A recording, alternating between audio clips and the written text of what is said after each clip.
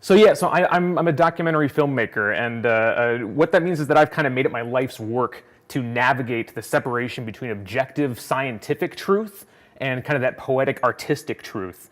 On the one hand, I'm dealing with real individuals with real stakes in their lives, and on the other hand, I'm kind of charged with crafting compelling narratives that say something about all of us.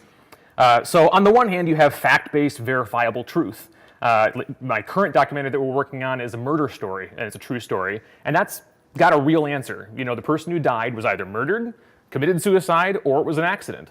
That's not an abstract question. We may not find the truth, but that's not the same as saying the truth doesn't exist. On the other hand, you have the artistic, poetic truth, right? So he mentioned my last documentary, Last Day at Lambeau. I was kind of clashing two ideas in my head with that. One, that I care very deeply about the Green Bay Packers and their success. And the second, they don't even know who I am. So somehow I have to reconcile those things, and art allows us to do that. My daily work is a matter of choosing which form of truth to deploy at what time. And that may sound like a really easy thing to do, but it's actually really challenging because they feel very similar. And kind of the thing I'm hoping to suggest today is that they share very similar cognitive processes, and that's why they feel so similar. So this painting that's coming up here, you can find in the Vatican, actually. But it's of the pagan god Isis in the center, instructing two figures. On her left is Moses, in this painting representing the literal, prosaic, historical mode of truth-seeking. And on the right, the classical Hermes, representing the symbolic, poetic form. Notice how this correlates to what we call right brain, left brain, based on which side they're sitting on. We think of left brain and right brain thinkers as being diametrically opposed, even at war with each other. But what if we're more similar than we ever known? This is Arthur Kessler. He's a journalist and author who's written extensively on this subject, most notably in his 1967 book, The Act of Creation, which I highly recommend. In it, he argues that both the acts of scientific discovery, the left brain, and artistic expression, the right brain, are ultimately about discovering hidden similarities between unrelated things, both objects and ideas. So we'll go through this a little bit, but we're all creators ultimately, and I'll break this down on a day-by-day life. So if I were to just show you in life, we'll start with the graph. I'm skipping ahead a little bit. This graph coming up just kind of shows you this projection of objective, verifiable truth down to subjective. The hardest of sciences, right? Chemistry and biology. And the further you go down there, you get more and more murky, more and more abstract, less and less science, more and more kind of that artistic truth. But where's the line? Where do you cut it off? And there's a lot of debate about that. So in day-to-day life, we're all creators. If I just show you a golf ball and I ask you, what does the golf ball mean? You would be kind of confused by what I'm saying. But if I show you a golf ball and a broken window, you'd see a pattern. You'd say, the golf ball came through the window. That could totally not be true, but we're going to do it anyway. That this is circumstantial evidence in a criminal trial. The earliest Soviet filmmakers really experimented with this idea a lot. They wondered if human beings are naturally compelled to detect hidden relationships between different things, could cinema play on this same idea? They treated art as a science, and they conducted experiments on this, the most famous of which was the Kuleshov experiment. So what they did in that experiment is they did a shot of a blank, expressionless face, and they cut it next to a shot of a bowl of soup. They screened this for audiences, and upon leaving the theater, the audiences raved about how hungrily the man looked at the soup. And they talked about how subtle his performance was. But then they showed another audience the same face cut with a shot of an attractive woman laying on a couch.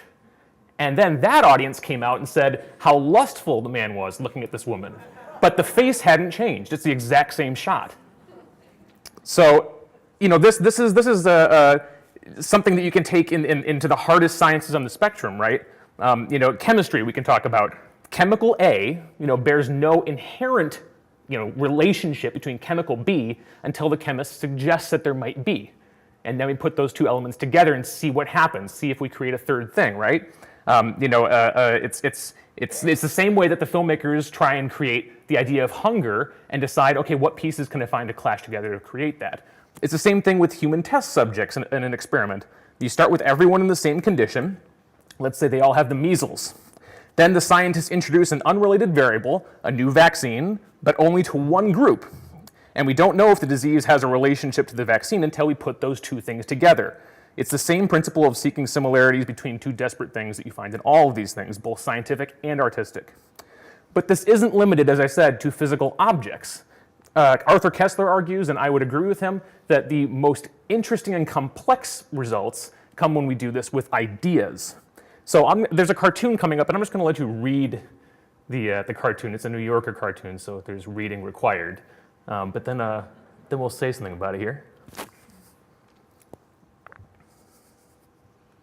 So what are the two ideas we're colliding? One, the gravity and the majesty of the presidency of the United States, and two, that famous psych study about impulse control in children. When a joke works, you don't have to explain what it means, so I won't. What about in drama, like Toy Story? The central philosophical confrontation of Toy Story is one, toys have no inherent meaning outside of their children, and two, that all children grow out of playing with toys eventually. It's an existential crisis that, when depicted in art, brings catharsis and relieves that tension. And just as before, we can easily find the same pattern in science. One of the current problems in science is in reconciling one, the laws of general relativity, and two, the laws of quantum mechanics at the level of the atom. These concepts don't play well together, and scientists are currently broadening our understanding of the world and the universe by contrasting these ideas. So all this brings us back to left brain, right brain.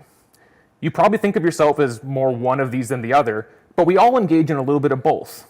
Maybe that's the whole point of this painting, that we're not supposed to be just reason or just emotion. To be human, we have to be a mixture. Without falsifiable, verifiable reason, we invite authoritarianism. Whatever the big boss says goes, that's true. But likewise, without drama and laughter and irony, we fall out of accord with the basic human experience. The biologist may seek understanding, whereas the humorist may seek amusement, but the logical structure of their pursuits remain the same. Scientists, artists, everyone in here, we're all truth seekers. Thank you very much.